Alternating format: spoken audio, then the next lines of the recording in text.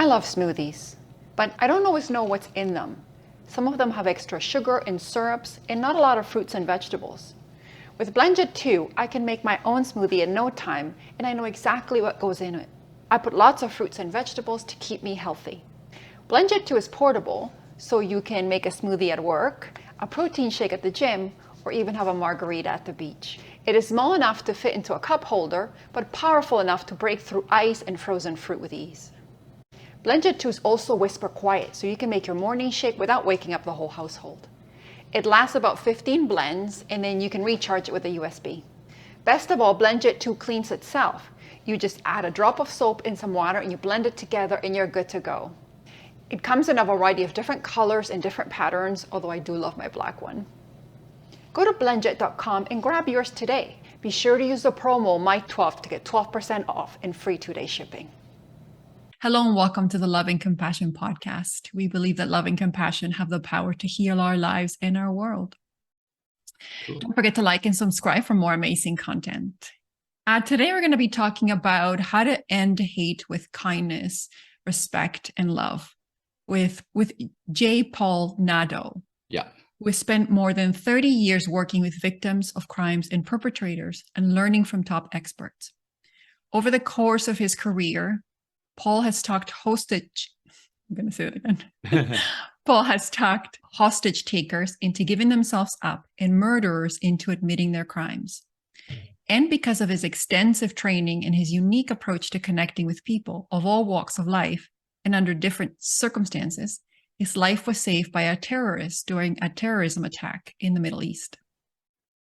Paul is a best-selling author, a mental health strategist, and was the Canadian Mental Health Association's first choice as keynote speaker in 2019 for their 4th annual conference. He is a regular guest on Sirius XM's talk radio, a consultant to world news networks such as CNN, The National, and CP24 for his expertise on terrorism and global hostage crisis.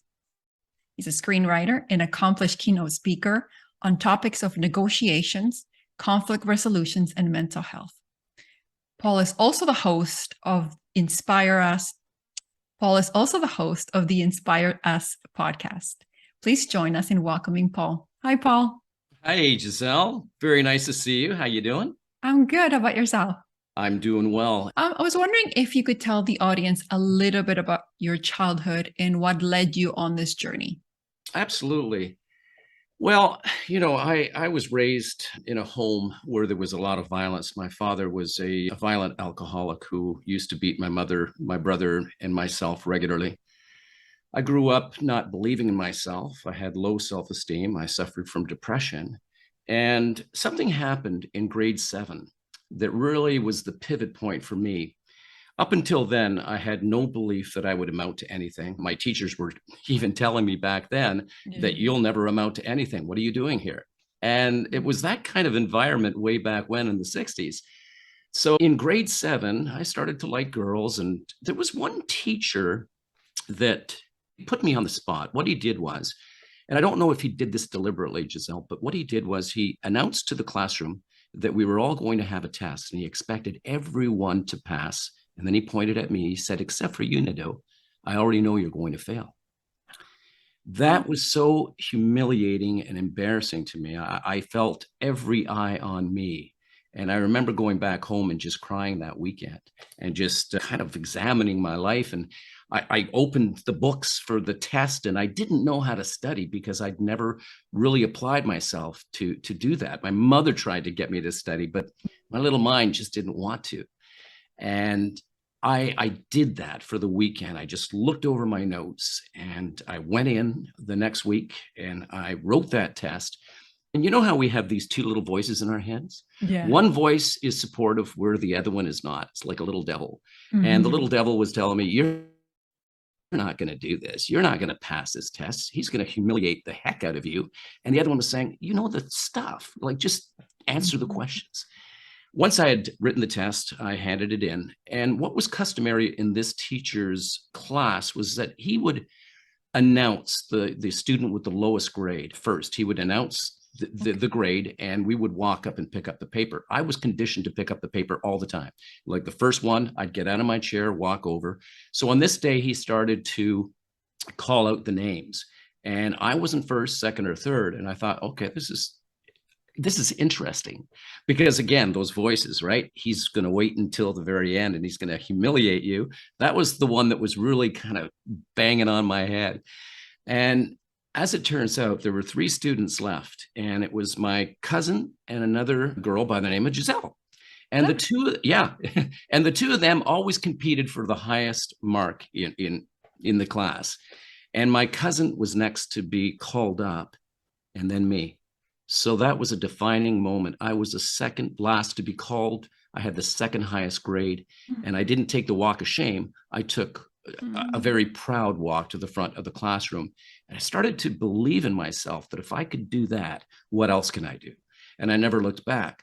What got me onto the police force was about the age of 7. And the number 7 really plays a role in my life. It just seems that number 7 pops up all the time.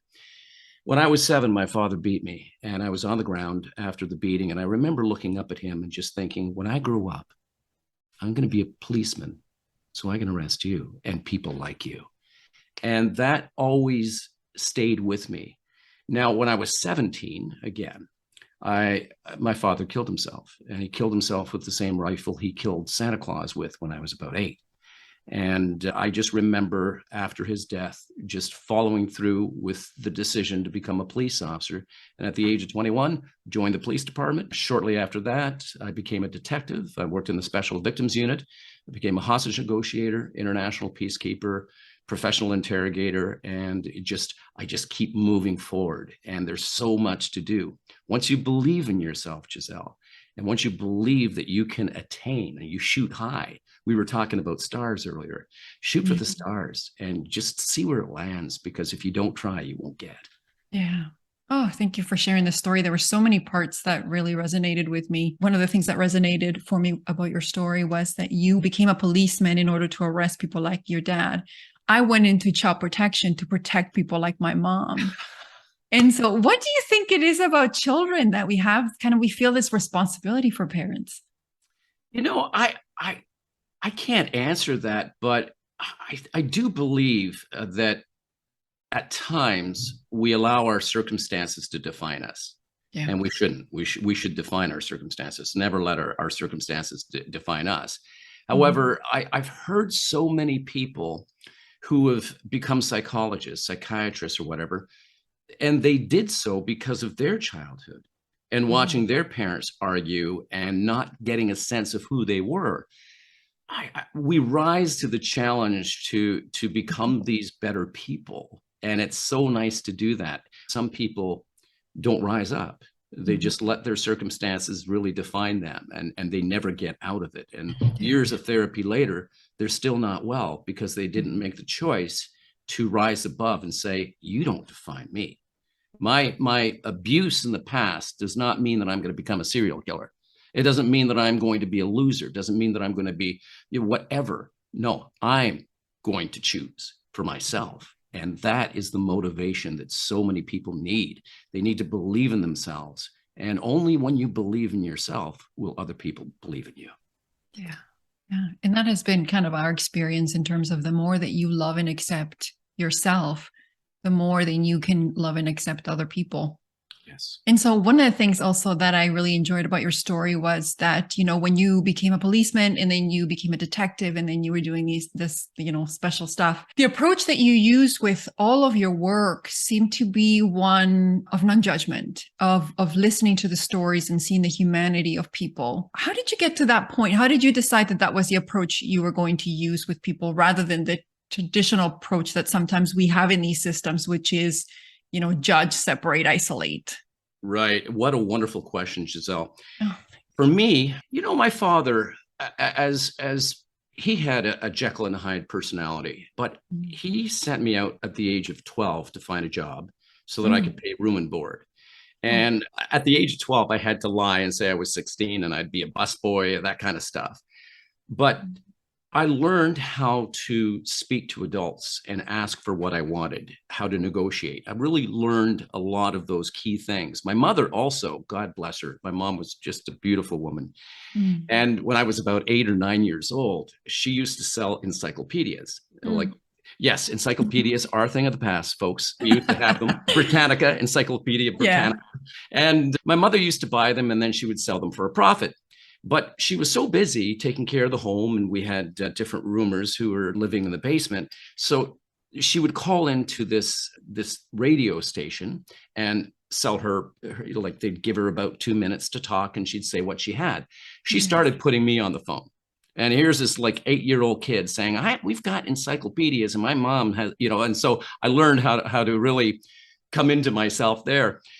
What made me kind of shift and treat people the way that I wanted to be treated. But not only that, there's a golden rule, treat others the way that you would like to be treated. But then there's the platinum rule, and that is treat people the way that they want to be treated.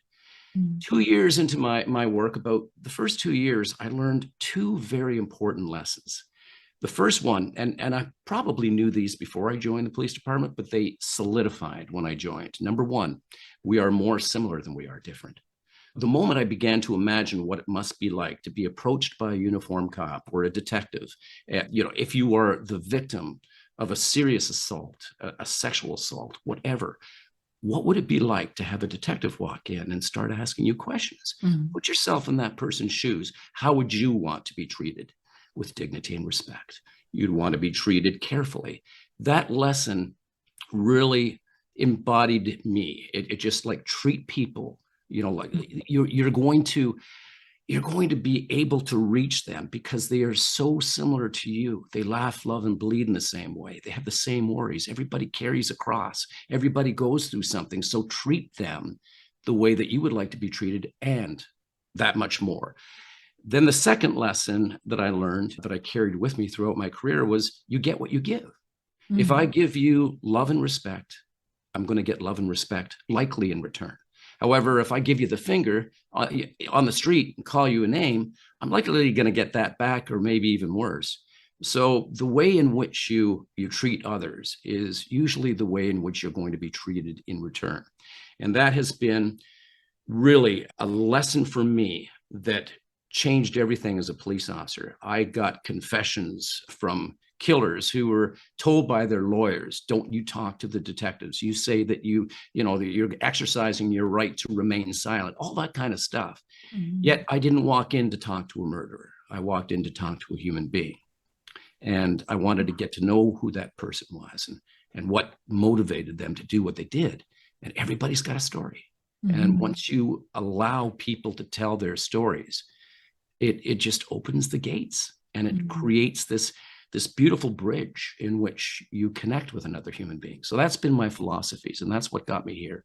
Oh, I love that you said that. I love your platinum rule because it really resonates with me in the work that we do, because we look at compassion from the sense of it comes from a place of non-judgment and allowing all things to be.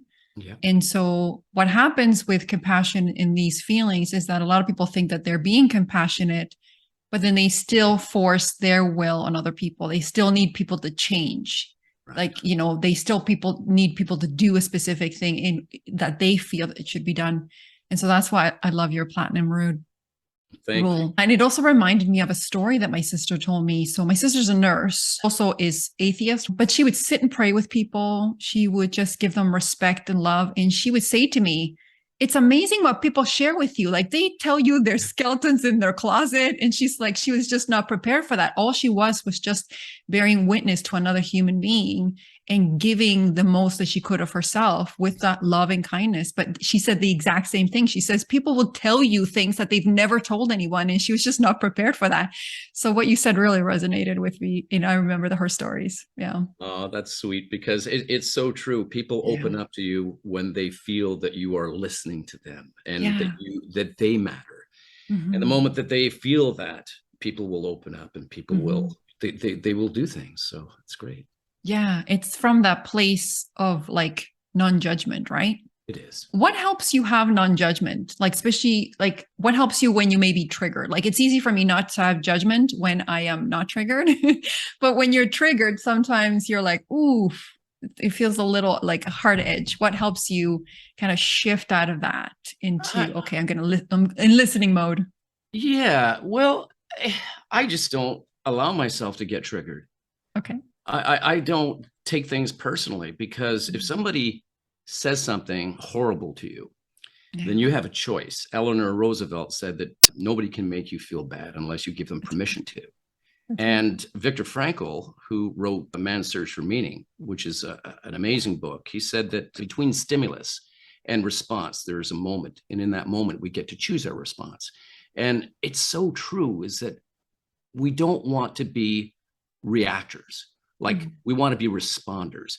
Imagine first responders who go to the scene of an accident. If they were first reactors, they get out and they go, oh my goodness, look at all the blood. What am I going to do? You know, we don't want that. We want people who are focused. They jump out, they're first responders. They say, okay, we got this. We should become our first responders. We respond and not react. And so don't allow yourself to be personally attacked, because don't take it personally. That it's very simple. Imagine that hurt people. And if they say something to you that is hurtful, instead of reacting to it, you may want to just ask a question. Are you okay? Is everything all right? Where's that coming from today? You know, and just allow it just to not consume you, but you respond as opposed to react. So I really don't let that happen to me. Yeah. So you must have a good kind of emotional regulation system, right? Because often what I have found in my journey has been that, or even growing up, even with my parents, like in the people that I have seen or the adults in my life, is that they required us to behave, or children to behave, in order so that they can feel at peace. So people that need to control environments need the external to be peaceful in order for them to experience peace. They need other people to change their behavior in order for them to feel happy.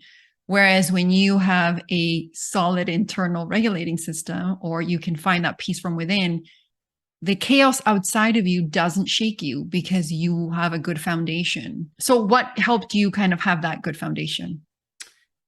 Well, I think I would attribute a lot of that to my police experience, where things were happening all the time. Something could explode in front of me, like people could get violent, everything. And I had to keep my cool in order to de-escalate the situation.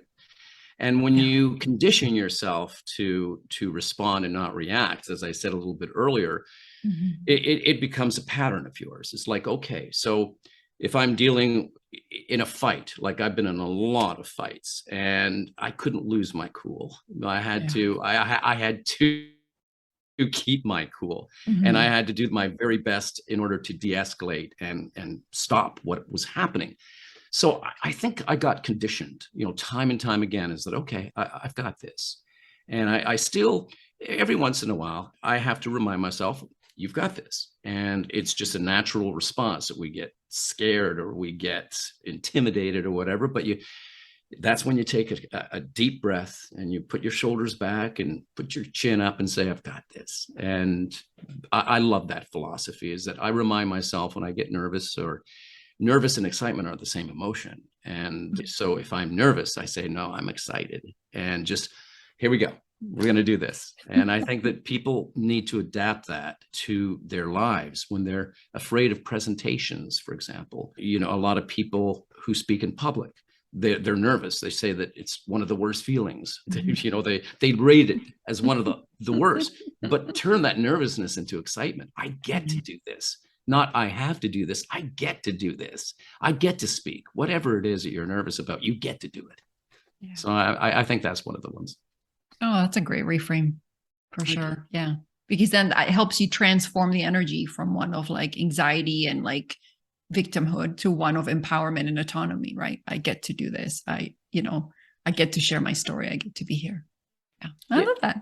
And I love what you said about like energy. You use the word energy. It's true. Like, we are energetic beings. Like, we are energy. And what we put out into the world, again, is what people are going to receive. So if you're low on your energy, you're not confident, you're shy, whatever it is, people are going to receive that energy and they're going to treat you likely accordingly.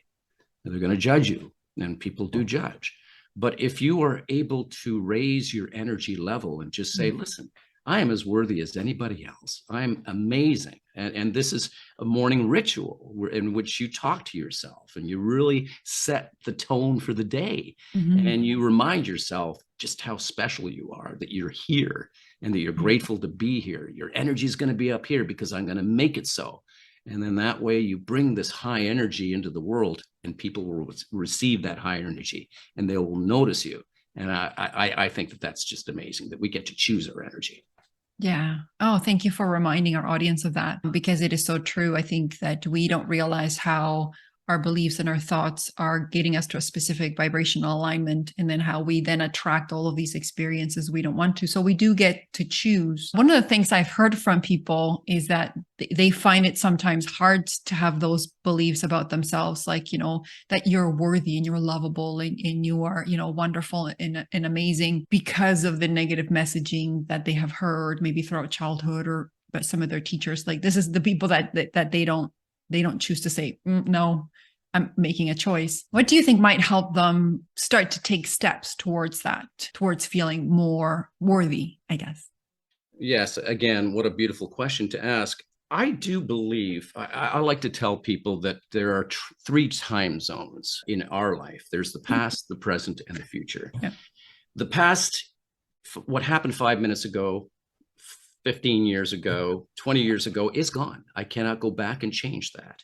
And if I do examine it, I don't want to stay there long, because if it's something bad, I don't want to pack my bags and go to the poor me hotel.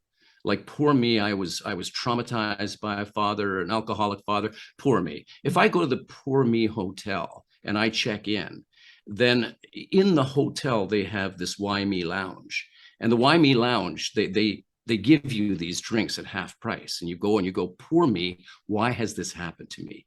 Well, guess what? Your past is your past. And much of what happened to you, if not all, is not your fault. And the moment that you tell yourself, the beautiful story with Robin Williams, Good Will Hunting, there's this beautiful scene in which, Robin Williams is just reminding, Matt Damon, the character Matt Damon played, that what happened to him was not his fault. So we have to remind ourselves, hey, that was not my fault. And I cannot wear the victim label, because I'm not a victim. I choose. That word choice, that 6-letter word, is amazing. So don't live in the past. Don't live in the future. Plan for the future. Absolutely. Make these great plans, but remember that in a moment, everything can be taken away. Because we discovered this with COVID-19, didn't we? Everybody had these plans. I'm going on holidays. Everybody had all these lofty plans they're going to do, and 2020 came, and it was like, nope, not doing any of that. That ain't happening to you. In your homes. Yeah. Exactly. So you are not in control. Why worry about the things that you are not in control? What are you in control of? You're in control of this moment. Right now, I get to talk to Giselle, and I am on, your show. This is amazing. I get to make a new connection here. I get to choose how I'm feeling. I'm feeling great because I get to talk to you. So this is the most important moment of your life. And we were all born equal.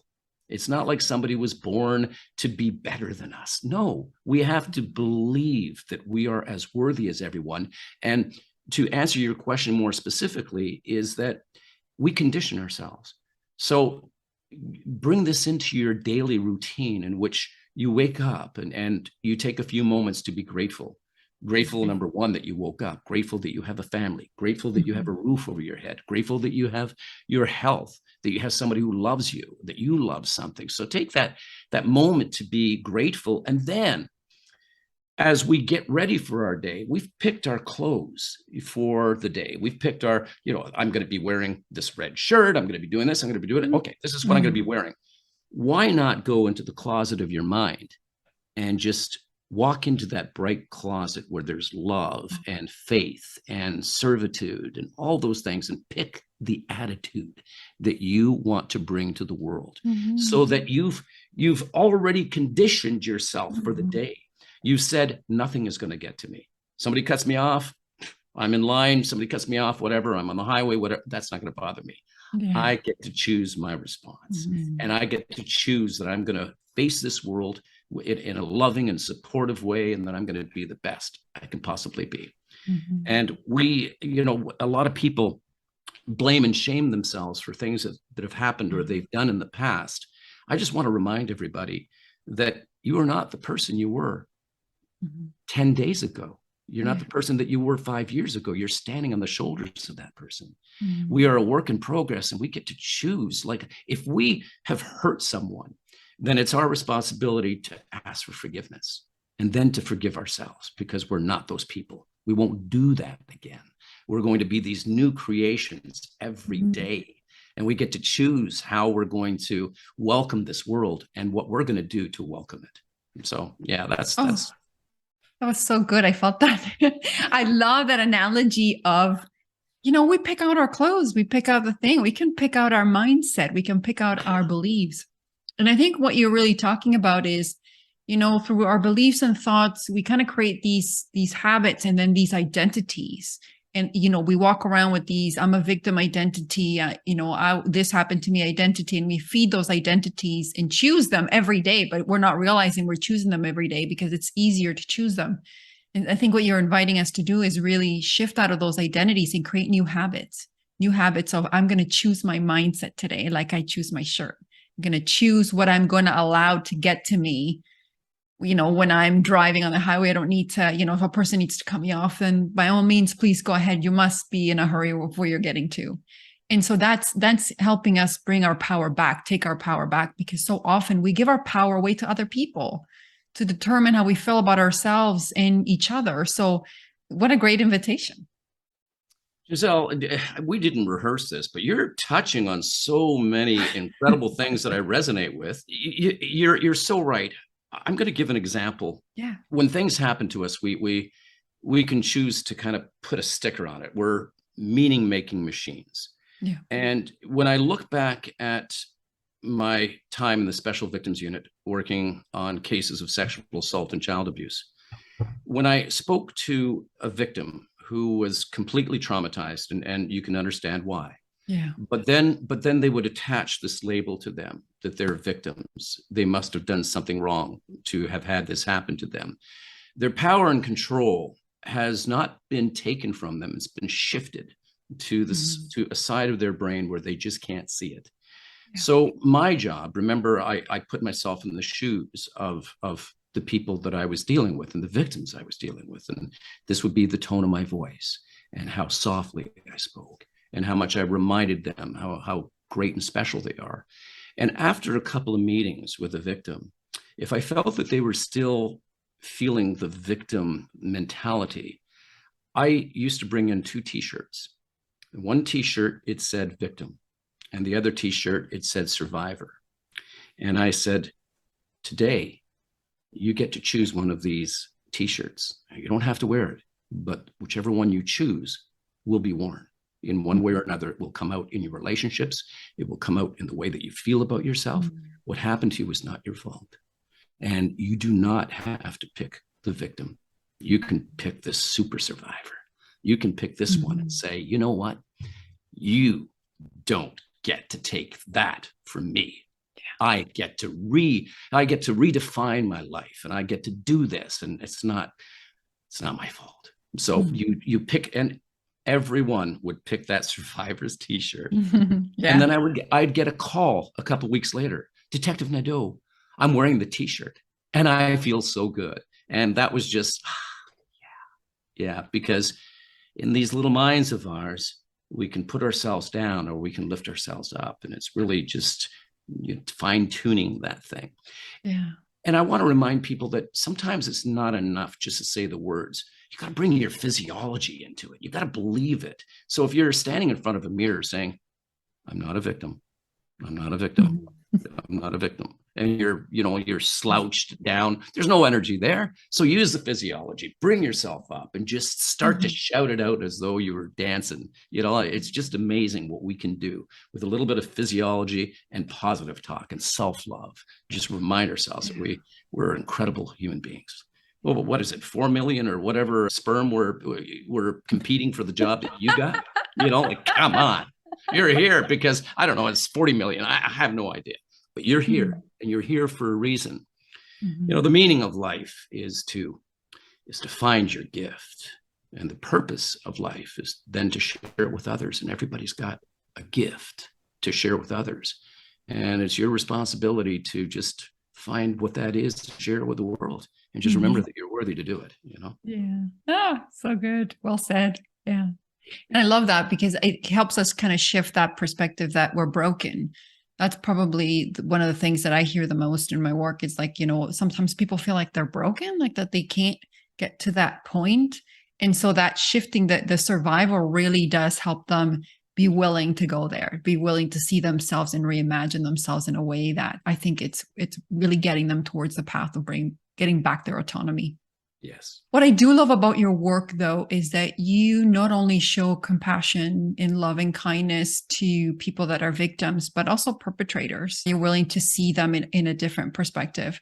I was wondering if you could share with the audience your story about how love and kindness saved your life. Oh, absolutely. Soon to be a movie. And really? yes, Oh, that is amazing. It's in the works. And congrats. Well, thank you very much. Yeah. Go ahead. Appreciate that. In 2005, during the Iraq War, Canada didn't send soldiers to the Iraq War. We sent peacekeepers. And our police service was asked if we would participate in peacekeeping missions. And a list of different countries were provided to us. And when I saw Jordan, I thought, yeah, let me go to the Holy Land. This would be great just to experience it. And plus the position was one of a teacher. And I was teaching at the time. I was teaching police officers, and I thought this is a great fit for me. So I was accepted by the United Nations to become a peacekeeper, and I was deployed in 2005. And again, I imagined what it must be like for all these Iraqi police cadets. It was called the Jordanian International Police Training Center. It was the largest police academy in the world, just outside of Iraq in the desert, about 150 kilometers away from the Iraq border. And every 8 weeks, we got 3,000 police cadets, ranging from the age of 16 to 65. Wow. And there was no way for Iraq to vet the cadets. They were in such desperate need of men, of police officers to help save their country or defend their country. They were just grabbing them. So we were given young men and older men who had mental illnesses, who were frail. Some of them were university, whereas others had never learned how to read or write. Some had never left their home for even one night. And now 3,000 cadets away from home during a war. And I thought, how would I want to be treated by my instructor? So I came up with an introduction, and I'd say, and I had a language assistant who would translate for me. And I said, my name is Paul, and it's an honor for me to be here to share my experiences with you. And I'm hoping what I provide you, you'll be able to use back in your country. And it's an absolute honor for me to be here. I'm here to treat you with dignity and respect, and I would expect the same in return. As much as I'm going to share with you, I would like for you to share with me. And I'm going to make this class fun. And so this was my opening line, or my little monologue that I would give them. And I made it fun for them. We had Sunnis and Shiites in our classrooms, but we also had terrorists who had infiltrated the academy just simply by wearing a police uniform. And it was so easy for them to do. Now they were being paid to be there for the 8 weeks and trained on explosives, self-defense, all this. We tried to identify the terrorists, and once they were identified, of course, they were removed, but some of them were able to go underneath and not be found. One student, I had about 60 students every 2 weeks that would come with me, and then they would leave and they'd go to another classroom for 2 weeks, and that's the cycle. But one student had this bodyguard, and it wasn't unusual to see men with their bodyguards, because depending on their tribe and their village, they may have high status. So it wasn't a big deal. And he took particular interest in my viewpoint about the war and what we were doing there. And we had tea. And so we developed a friendship. And he left the classroom, and about a month later, I applied for the job of advocate and counselor for the academy, and I got it. And so it was a beautiful move out of the training branch into helping to support these cadets. And many of them, I was trying to get them better food, more time to leisure time, that kind of stuff. And also I would have to determine whether or not a cadet was in condition, in a good condition to remain. If they weren't, because maybe they had been sexually assaulted in the dorm, or they were suffering from a mental illness, and I would go to the commissioner and I would say, these men have got to be redeployed to their country because they're not good here. One cadet came in because part of my job was just to listen to them, because many of them were sad. Many of them, like, I've never been away from home. I'm lonely. I'm sad. I'm broken.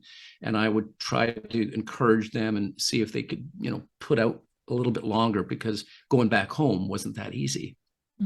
One cadet used to come in just to talk. And he said, Mr. Paul, there's going to be an attack, and it's going to be from within the academy, and internationals are going to be killed. And I said, well, thank you. Thank you for that. And I went to our security, and they already were aware of it. But when you're on mission, or if you are a soldier, you can't go home because it's going to get heated. You keep going about your job. You're alert. You have to be more alert. And this is what we did. And I had a partner, a Finnish officer by the name of Yadamo, who was about a foot taller than I was, just a beautiful human being. I loved this guy. And I remember we used to get to the academy before all the other internationals, because we had to see the dean, whoever ran the academy, to give papers and to talk about who's going to go back home. So we did that, and out of his office, just as the sun was rising, we're walking through the desert, and from behind one of the buildings, about 40 armed cadets carrying rocks and sticks and everything they could get their hands on, belts, whatever. They rushed us and they surrounded us.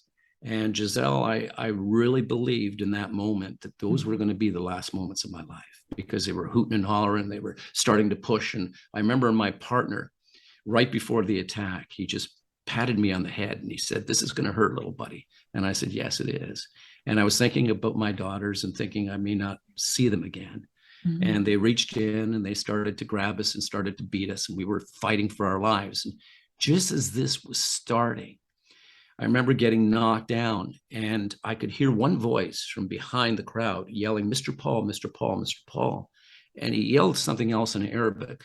I couldn't make out what he was saying. I didn't have any translators there. And suddenly the whole crowd just parted like the Red Sea.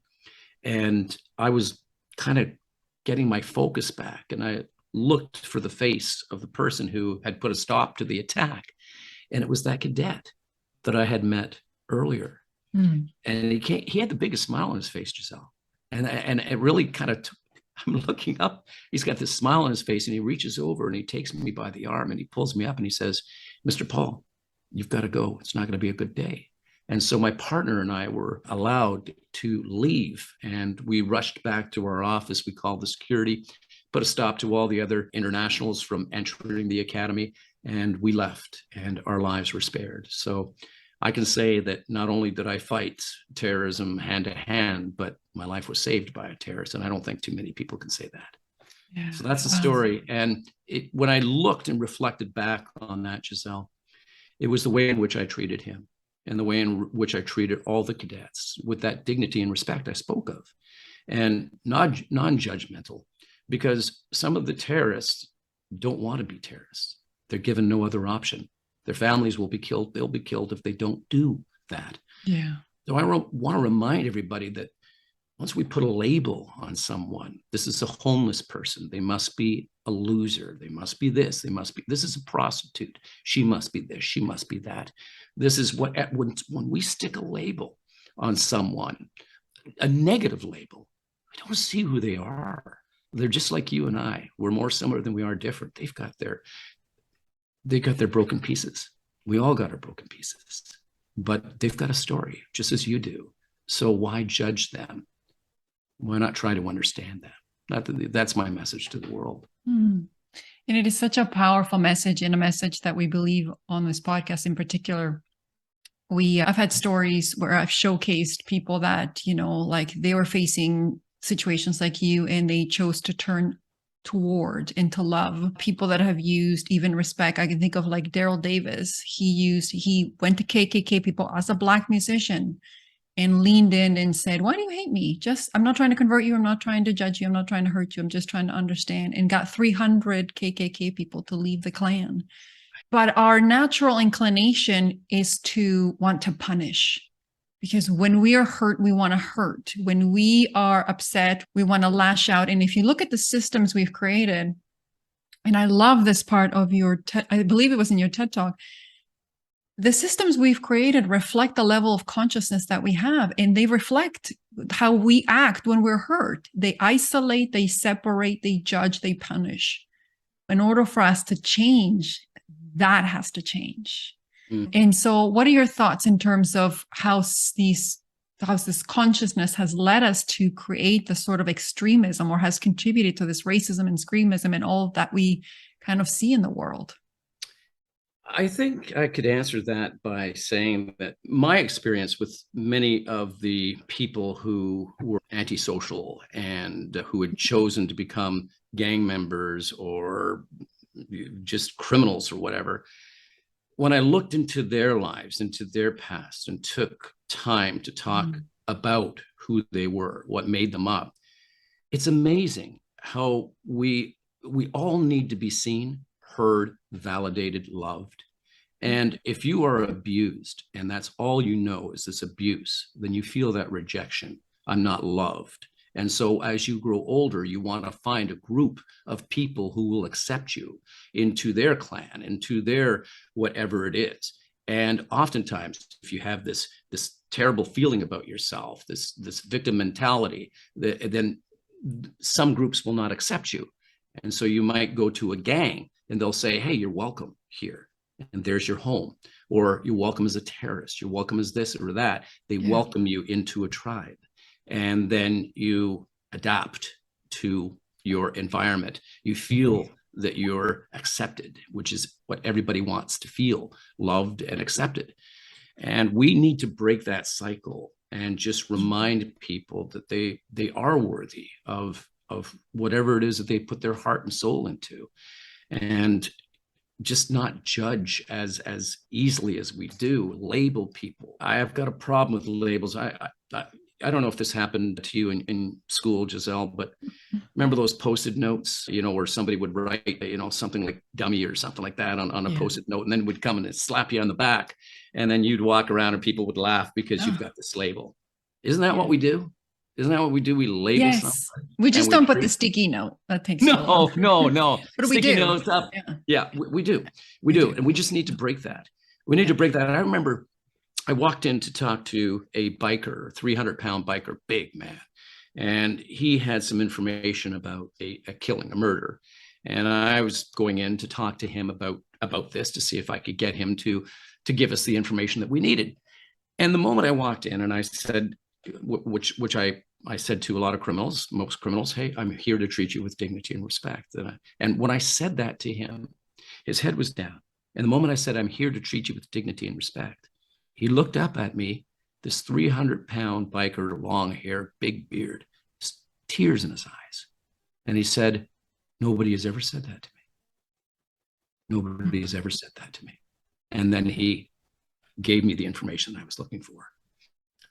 We all need this feeling, this connection.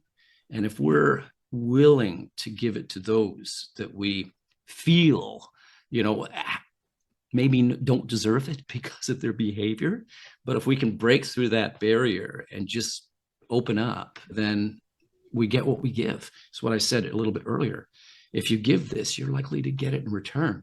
So if I give you this compassion, this love, this non-judgmental approach, then I'm likely to get that in return. Because as much as criminals say, "Okay, I'm the criminal, but you're a cop," and the wall is here.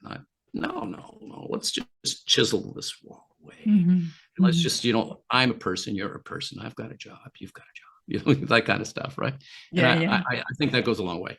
Yeah, for sure. It's interesting to me, you know, that we always attribute people's hurtful behavior as who they are, right? Like, you know, this person is toxic, this person is hurtful, he is a, you know, but when we hurt other people, we say, well, this is my behavior. It's not who I am, right? At least you don't want to believe that's who you are. But we don't give people the same benefit of the doubt. And so one of the things that I like to talk about is that it's our behavior is not who we are, right? So we behave in different ways, and we all have the capacity to choose to behave in hurtful ways. We have to choose to act in different ways. Like for me, I choose loving compassion every day.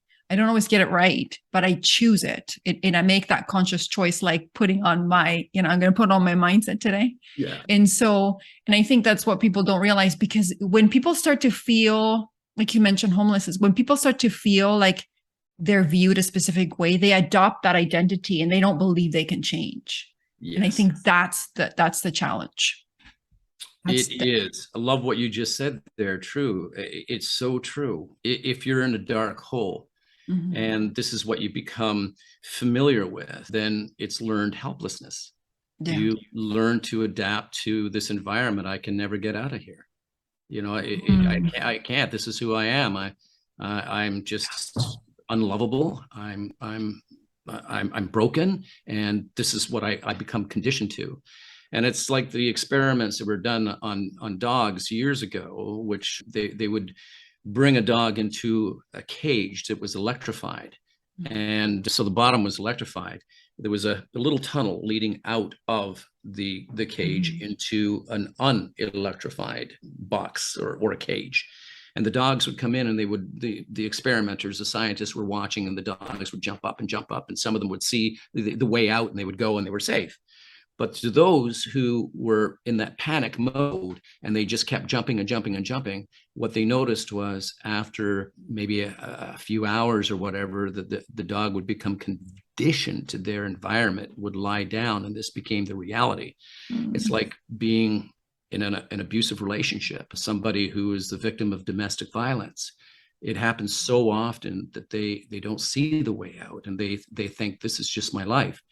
As a kid, when I was being abused by my dad, I didn't see a way out. That was just my life. Everybody must have this. And I remained in that state of mind because I didn't know any better. And so your point about, you know, how people adapt to this, how they learn to become helpless and to adapt to the environment that they were thrown into, or whatever circumstance got them there, but they're there and they say, well, there's nothing more I can do. Well, there is. And we know, because we can reach out to people who can shine their light into us. Leonard Cohen, the great musician, he's passed, and a great Canadian musician. Hallelujah was his song, right? He wrote a song back in the 90s called Anthem. And I love this lyric from it. He said, there's a crack in everything, but that's how the light gets through. And we've all had our cracks and our breaks. Some people have had our breaks. But we have a light within us that we can pour out of our cracks into the cracks of others to support them. And equally, they can do that. So let's be open to receiving the guidance, the encouragement, and the help of others. And let's go and mimic that behavior and give it to other people, because we're not broken, folks. We can take those pieces and we can solder them with gold, which is something the Japanese used to do with pottery, and just made it much stronger. You are it, and start believing that you are, and you will become what you believe. Yeah. Oh, thank you for sharing that. One of the things that I have found in my journey, and I know in the people that I work with, is the fact that they really have a hard time. They have that level of non-judgment or acceptance or openness or curiosity until they do that for themselves, until they're able to hold space for their difficult emotions, to have loving compassion for their anger and all of those frustration emotions. And when they start to love themselves and fill up their cup or put their own oxygen mask on first, then and only then can they be open and curious about other people and to be able to do that. What do you think the role of forgiveness is in terms of being able to help us with some of those difficult emotions like anger, shame, or guilt? Like, and how has forgiveness helped you in your journey? Forgiveness is not always easy to give, right? Yeah. For the giving. Forgiveness is for the giving. So I'm going to give you this idea that the transgressions or whatever has happened, they've happened, and let's just leave them behind. The role of forgiveness really is to recognize again that we're more similar than we are different from other people. So everybody's going through their hell. Everybody's got a cross to carry, and sometimes they don't know how to handle it, and so they'll say something or do something to you that you'll take personally, and you'll take this in and say, well, I'm not that way, and oh gosh, why would you ever say that? I feel so broken. Well, you're giving them permission to hurt you. You just like Eleanor Roosevelt said, don't give them that. Don't give them the satisfaction. Recognize that they may be going through something that you have no idea about. Walk down the street and there's dozens of people in the downtown area here, and everyone's got a story, and somebody may be the victim of sexual abuse at home. Another person may have lost a loved one. Someone may have just lost their job. Other people are going to lose their homes. And I just have to look around, and everything is happening to these people. So if something happens where a person is mean to me, or they intend to be mean to me, again, let me reframe the thing. They're not mean to me. Like, nobody can break my heart. I do that on my own. Nobody can hurt my feelings. They didn't hurt my feelings. You hurt my feelings. No. I hurt my feelings. I'm the one who chose to feel this way. It's my responsibility. And a lot of people say, well, I had this relationship and he broke my heart, or she broke my heart. No. Nobody did that. They didn't go in and crack your heart open. You did that to yourself. It's the way in which you chose to attach meaning to this, and not choosing the right way to look at things. So forgiveness, we owe it to ourselves, and we owe it to others, because we're humans, and we're imperfect people living in an imperfect world. But the way in which we bring this imperfection to the world makes it that much more perfect, because we get to choose the best versions of ourselves. And by forgiving others, we can also forgive ourselves, because I look at my past and I've hurt people, and I didn't mean to, and maybe it was unintentional, maybe it was intentional, but I had to go back and just truly ask for that forgiveness. And once I had asked for their forgiveness, I had to then forgive myself. There's this beautiful Hawaiian prayer. I'm sorry. Please forgive me. It's Ho'oponopono. That's it. That's it. Yes.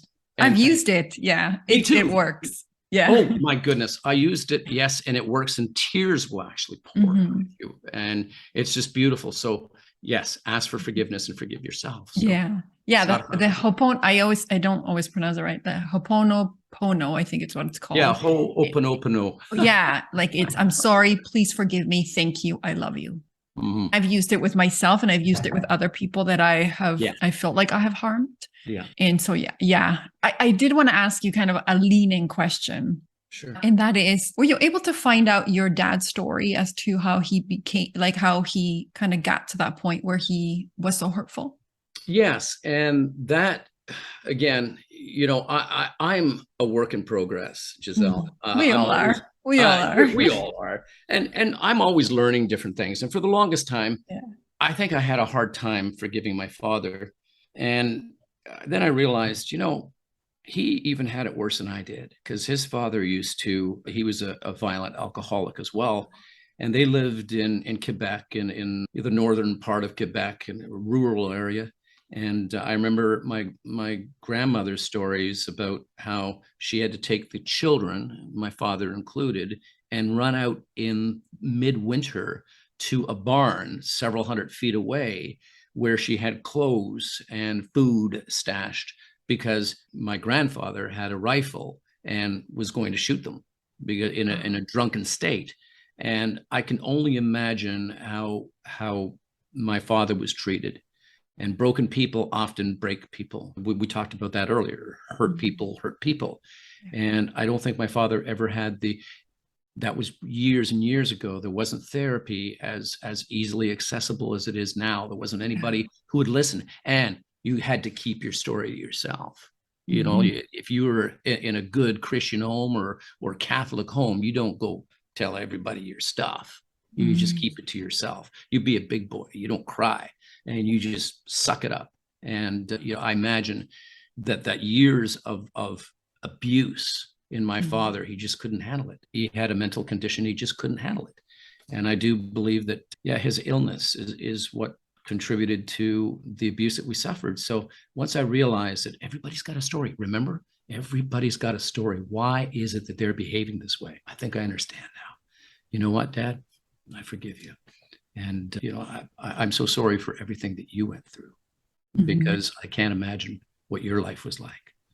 And I realized something interesting as you were talking. It's so funny that your dad was terrorized by his father. You know, he terrorized you and you went into terrorism. You know, and you went to study like terrorism. It's very healing. That's what came across my mind. I'm like, oh, because to live in that circumstance must have been terrorizing, like to be constantly in that fear, in that environment of like your home is not safe, and therefore internally you don't feel safe.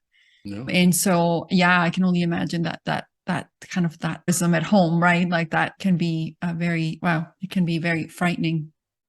It is for a lot of people, and we just got to realize that we have to examine and not just accept. We have to really use our minds and question, this is not my life. I don't have to stay here. I'm in this abusive home. I don't have to. I'm in this abusive relationship. I don't have to.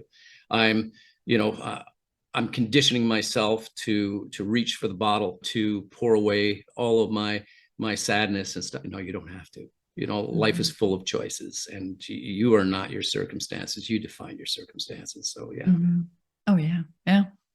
And the other thing I was thinking about as well was that it's interesting. A lot of like, it seems to be like this huge shift that's happening in consciousness and in awareness, you know, in people that, you know, were alive during the time of war. There was a lot of scarcity. There was a lot of fear. My parents' generations didn't believe in therapy. Like, you don't tell anybody your business, you know, what will people think? And there was all of this value in external, like what people perceived and all of this misconceptions. And now when you see this newer generation that wanting to talk about mental health, wanting to talk about loving ourselves and loving each other. You know, I believe, and I could be wrong, so correct me if I'm wrong, that one of the things you had mentioned in your TED Talk was about the power of belief and believing that we can get there. I was wondering if you can talk a little bit about how belief can help us hopefully create a more loving and compassionate world.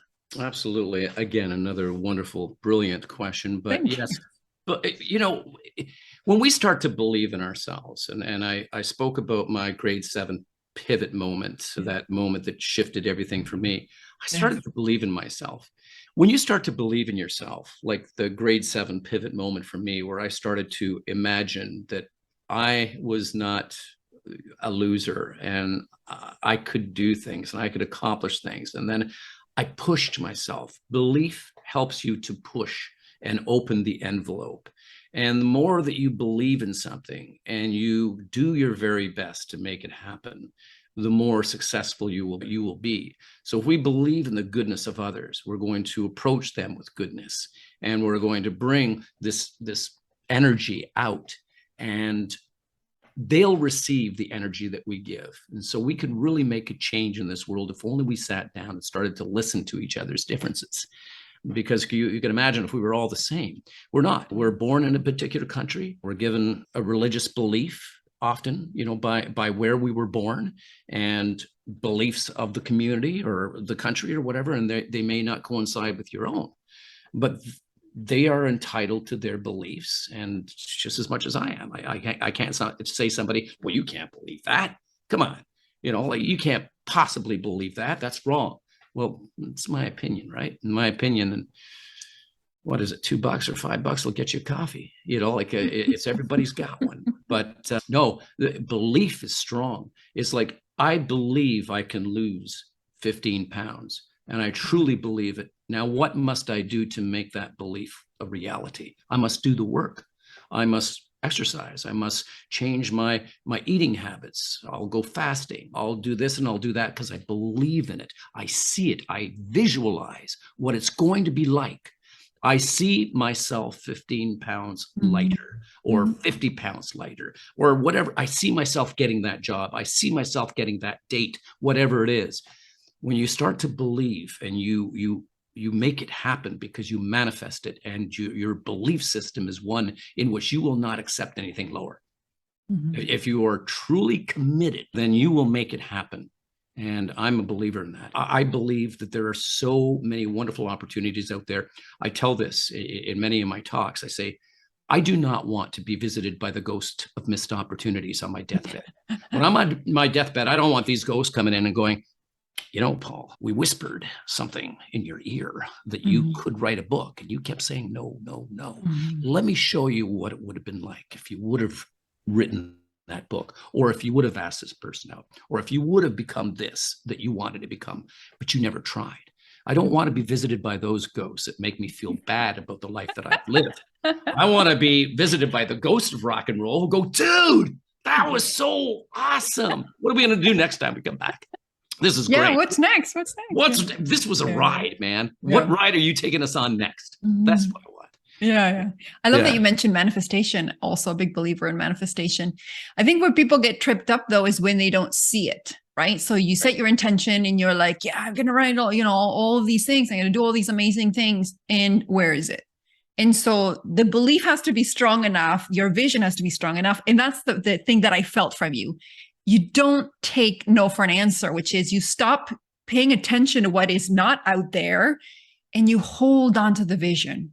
And then it comes into alignment. But a lot of us, and I say we because we're interconnected, will say, well, it's not there, therefore it's not a reality. Oh, well, right? And in this environment where we are with, instant gratification, we expect our manifestations to be just there when we desire them. But if we manifested everything we thought, we could create some chaos for ourselves, some real negativity. So it's kind of a blessing that we don't. But I love how you said about, hold on to your vision and stick to that vision and don't take anything less than your vision, because then you won't get visited by that ghost that's saying. Yes. And there's a bunch of ghosts that will visit you. But, for me, it's a matter of trying and just visualizing and saying, I'm going to give this my best shot. And it may not happen. It may be that you're giving it your best shot, but you just don't have the talents, and it's okay. Because those ghosts of missed opportunities are not going to give you a hard time for having tried, for having put your best forward. And you may find something that was even better than the first thing that you tried. It may be a relationship. Oh, nope, that one didn't work out because it wouldn't have worked out.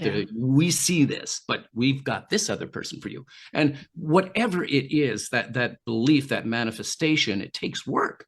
It's not going to happen overnight in many cases. And for me, writing the books, I had no desire to write a book. People kept saying, Paul, you got such interesting stories. You got to write a book. And I said, no. And then I found myself in 2013, just in between jobs and thinking, what am I going to do? And I don't like to have idle time on my hands. It just, it's lonely when you have that, right? And so I thought, what am I going to do? So this whisper came to me, Giselle. It was a whisper and it said, write a book. And I listened and I said, get away, and then the whisper became louder. And I do believe that we have whisperers. And this whisper was loud enough that I said, okay, how do I do this? So I went to a bookstore and I picked up a book on how to write a book. And that's so great. That's what they're there for. Yes, but here's the thing. Read the whole book. I only read 40 pages. And I thought I knew it. I thought I knew it. And so I started to write. But the thing was, and here's the big lesson, is that I was not committed in the very beginning. I would write for an hour. I'd leave it for 2 weeks. I'd come back. I'd write for another hour and a half, maybe 2 hours because I was bored. And then I would come back 3 weeks later and I'd look at it. And this was a pattern because I didn't want it bad enough. Ask yourself, how bad do you want it? How bad do you want to achieve this? Are you ready to put the work into it? And I remember after about 8-9 months, maybe, even a year, I had a bunch of writing that didn't look anything like a book. And I had to go back and read from the very beginning to where I left off. And that could be 50, 60 pages just to catch up to where I was. And I thought, are you committed or not? Is this going to happen or not, Paul? How bad do you want it? And so I wanted to be accountable. So I went to social media, Facebook, and I thought, okay, I'm going to do this. I'm going to type out, I'm writing a book, and I pushed the send button and I shared it. And I thought nobody's going to say anything. And then I got about 20 people saying it's about time. Can't wait. So there's my accountability. When's it coming out? And then I put a date on it and I became a committed writer, which meant that I sat down for 4.5, 5 hours a day. And I wrote at least 1 or 2 sentences that popped out, that resonated. And then I completed it. And had I never listened to that whisper, I wouldn't have. I self-published my first book, and I thought, okay, it's out there. I've done it. I did it. I'm done. Yeah. Yeah. But then, as this world can suddenly change everything for you, and in a New York second, your life can change. It's for the better, and you got to have this faith, this beautiful faith. One of the 40 people who bought my book turned out to be an editorial director for HarperCollins, one of the biggest publishing houses in the world. Yes. Yeah. And he invited me for coffee, and I said yes. And he pulls out my book and he slides it on the table and he says, "We want to publish this worldwide." And I said, "Yes, you do. Yes, you do." And the contract was created, and now the book is available worldwide. But let's believe in this thing, this faith. Let's have faith that the world is conspiring for us. Paranoia is the belief that the world is conspiring against you. Pronoia, its opposite, is to believe that the world is conspiring for you. When you start to believe that the world is conspiring for you, every good thing is going to happen. Your life will change because your energy will be broadcast and you'll be attracting what you give out. Remember, you get what you give. And if I have this belief in myself that, hey, I'm going to make this happen. How bad do you want it? I want it real bad enough. Give you a small example. I have a guitar here in my home, and I've had it for about 30 years, and it's collecting dust. I wanted to learn how to play it, and it was hard. And I thought I wasn't committed. I didn't want it bad enough. So I never learned how to play it. But those things that I want bad enough, oh my goodness, you ain't going to stop me. I'm going to make it happen. If the door is closed, I'm going to take a chainsaw and just break it down. I'm going to get to where I want to be because I can. And each and every one of your listeners can do the same. The moment that you have that belief, which you talked about so beautifully, Giselle, is that belief is not enough. It takes work. And if you're looking at it and saying it's not happening fast enough, examine yourself. Socrates said, an unexamined life is a life not worth living. And from time to time, and I write about this, I say from time to time, every 2 weeks or so in the very beginning, take a sheet of paper and just put a line through it. And on the one side, write down the things that are working in your life. And on the other side, write the things that are not working on your life. And then be brutally honest with yourself. When you take a look at the things that aren't working, this relationship is not working. Am I doing my part? Or is it a relationship that I need? Whatever is not working, I'm 50 pounds overweight. Okay, well, how bad do you want it? Are you going to put the label that I'm going to do what it takes to make that change where I can put the things that's not working from that list onto what's working? And remember this, Lao Tzu said, the journey of 1,000 miles begins with a single step. And I've added to that. The idea is that we keep moving forward. We keep taking those steps. So the journey of wherever you want to be begins with you taking the first step, and then the second, and then the third. Learn how to run, learn how to master that course, because it's your course to master. And that's what I would have to say about that. As Forrest Gump would say, and that's all I got to say about that. And that is a beautiful, beautiful way to end the podcast. So final question is, where can people find you? Tell us about your books, tell us about your websites so that people can go check you out. You bet. Thank you so much for that. Yes, you can reach me if you just Google my name, J. Paul Nadeau or Paul Nadeau. I'm in several places on the internet. My website, I have two, jpaulnadeau.com, and that will bring you to my website. I'm a keynote speaker, and I love doing that. I've had a great year speaking. So you can reach me that way. My email address is there. You can reach me that way. Inspire Us is my podcast, and just easiest way, go to the web, Paul Nadeau or J. Paul Nadeau. You'll see everything. Yes. And your books are available on Amazon and anywhere where people purchase books? Pretty much, yes. Yep. My first book, which I called it Hostage to Myself, but HarperCollins called it Take Control of Your Life.